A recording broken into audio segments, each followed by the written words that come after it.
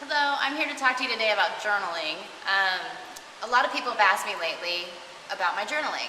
I mentioned it on Facebook and, I mentioned it months ago, but it's still trailing in about people asking me about journaling.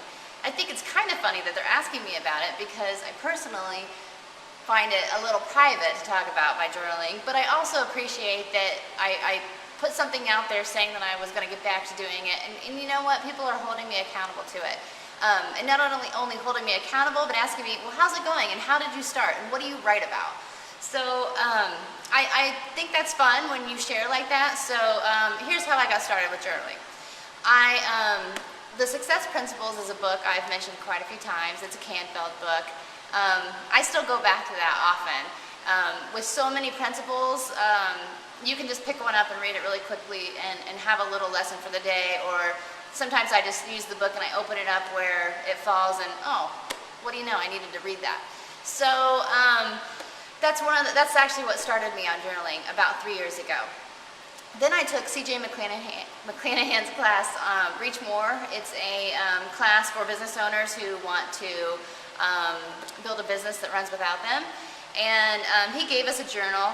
Now, this was a couple years ago, and as you can see, I haven't filled this journal up yet, but I do write in it.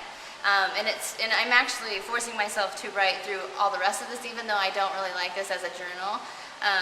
I am, because of just how I am, not that it's not a great journal, but I'm making myself go through it and actually complete one, so it's a little bit motivation before I get a new one. I have to complete this one. Then I took Purpose Track over at Lucian & Associates, and they talk about journaling in a whole different way, and it's just a fabulous class that you should definitely check out. It's part of what you get at Lucian. It's much more than sales training. And then I kind of went back and forth on it, but now I'm definitely back in the habit, and I'm definitely a better person when I'm writing in my journal. I tend to get in my head sometimes and think about things too much, or when you have a day where 100 things went fabulous but one thing did not, I'll be the person thinking of the one thing that did not. So the journaling's very good for that as well. And then I always write kind of what I'm worried about or what I want. I try to focus on the positive language that I use in my journal, but I also pretty much every day write down two things.